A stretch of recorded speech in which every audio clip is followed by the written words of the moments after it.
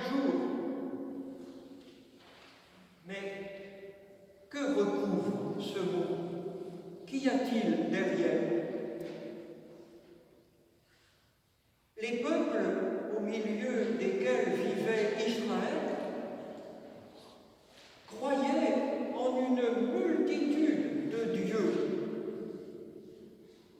Et des dieux dont il faut bien reconnaître qu'ils sont un peu bizarres ou inquiétants. Ce sont des dieux capricieux. Ce sont des dieux qui ont leur chouchou ou leur tête de turc. Alors pour les premiers, ils s'arrangent toujours pour que les choses finissent bien pour eux, mais pour les seconds, ils leur envoient des épreuves plutôt dures. Et puis ce sont des dieux qui sont capables de se mettre en colère pour un oui, pour un non, capricieux. Évidemment, les hommes et les femmes modernes que nous sommes ont abandonné ces récits mythiques. Mais nous avons, nous aussi, nos dieux inquiétants. Par exemple, le dieu progrès. C'est beau le progrès. Mais que d'horreurs ont été commises au nom du progrès. Aujourd'hui, le Dieu à la mode, c'est le Dieu rentabilité, au nom duquel les hommes sont considérés comme des pions qu'on met, qu'on enlève, qu'on déplace comme on veut, selon les lois du marché. Voilà encore une autre divinité contemporaine. Tous ces dieux-là, vous le voyez, ils ne sont pas vraiment au service de l'homme et ils font souvent beaucoup de dégâts.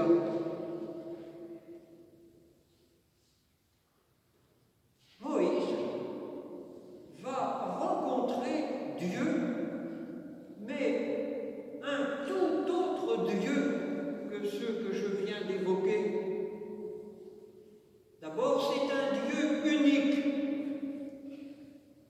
Ensuite, c'est un Dieu qui marche avec les hommes, à leur pas, à leur rythme. Il est défini comme amour et vérité. Très important. Car l'amour sans la vérité, c'est du vent. Et la vérité sans l'amour, c'est de la tyrannie. Alors, parce que Dieu est vérité, eh bien sûr, il voit le mal qui fait souffrir son peuple. Et parfois même, il se met en colère, mais ce n'est pas du caprice. C'est la colère d'un père qui se désole de voir son enfant emprunter des chemins qui sont des impasses. Mais parce qu'il est amour, il pardonne, il relève, il remet en route. Voilà le Dieu que Moïse a rencontré.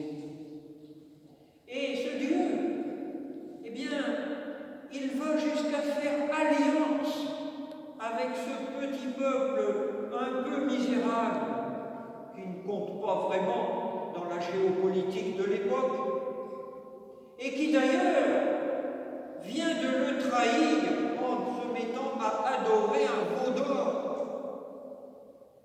Eh bien, Dieu n'est pas découragé. Il renouvelle son alliance avec ce peuple-là qu'il va considérer comme son héritage. Traduisez en termes modernes, la prunelle de ses yeux. Et puis vint un moment où Dieu a voulu faire alliance non pas seulement avec ce petit peuple, mais avec l'ensemble de l'humanité. Il a voulu sauver l'ensemble de l'humanité. Alors, il a envoyé son Fils dans le monde.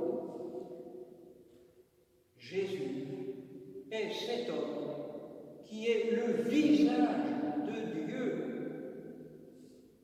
Voilà, pour chacun, on le voit, on l'entend, on le touche. Qui me voit, voit le Père, dit-il dans l'évangile de Jean. En Jésus, nous voyons un Dieu qui guérit et qui relève, un Dieu qui pardonne, un Dieu qui donne son Fils, c'est-à-dire ce qu'il a de plus cher, pour que le monde soit sauvé, parce qu'il veut que le monde soit sauvé. Et voici qu'à la croix, par l'amour immense, infini, impensable que Jésus a donné, eh bien, tout est sauvé, tout est pardonné, tout est rassemblé. Ça y est, le monde est sauvé, c'est acquis, c'est donné.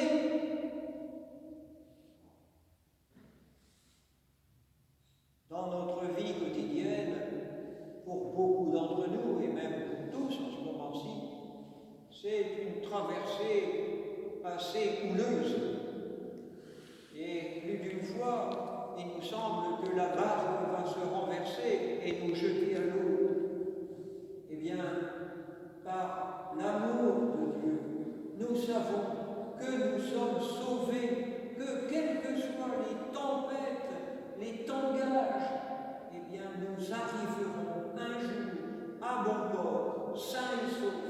Nous le savons, nous en sommes sûrs.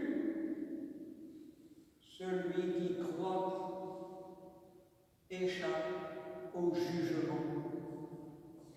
Il pourra encore, bien sûr, tomber, il pourra même commettre des péchés, mais Dieu est là qui pardonne et qui conduit vers le port. Mais voilà, il faut croire. Alors qu'est-ce que ça veut dire croire? Ce n'est pas signer un document pour le glisser tout aussitôt après dans un tiroir et l'oublier. Croire, voyez-vous, c'est un acte de foi. Dans nos catéchismes que nous avons connus, il y avait un acte de foi. Et c'est un acte de foi à poser chaque jour comme un vrai acte.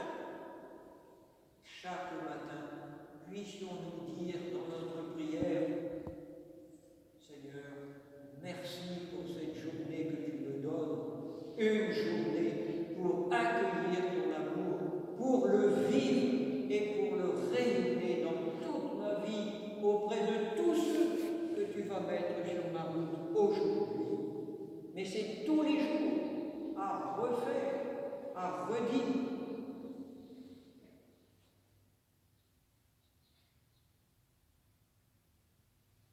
L'Esprit Saint, lui, il poursuit l'œuvre de Jésus, justement. C'est lui qui attire les cœurs à Dieu, c'est lui qui fait naître la foi dans les cœurs. Alors qu'en est-il pour ceux qui ne croient pas? Vous avez entendu dans l'Évangile, c'est assez sévère. Celui qui ne croit pas est déjà jugé parce qu'il n'a pas cru au nom du Fils unique de Dieu. Alors qu'en est-il de tous ceux qui, dans le monde au milieu duquel nous sommes aujourd'hui, ou bien ne croient pas, ou bien croient dans une autre religion, ou bien sont atteints par l'indifférence en matière de foi? Et nous en connaissons tous. Et nous, sans doute, nous inquiétons.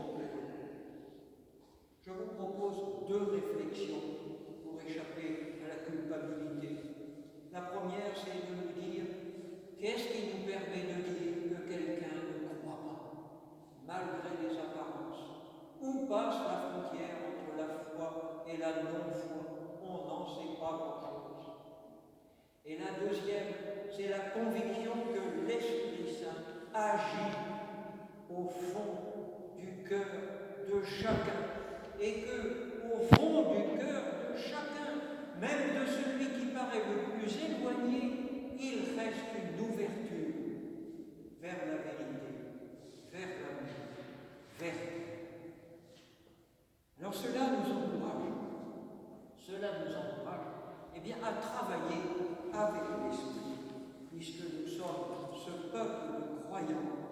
éclairés par l'Esprit, rassemblés par lui. Alors, soyons comme Dieu lui-même, des croyants qui aiment le monde, des croyants qui n'ont pas peur de se plonger dans le monde, de se mettre à l'écoute du monde, de dialoguer avec le monde, et des croyants qui sont passionnés comme Dieu le Père de sauver le monde. Ce monde est sauvé, il faut qu'il soit sauvé. Soyons les témoins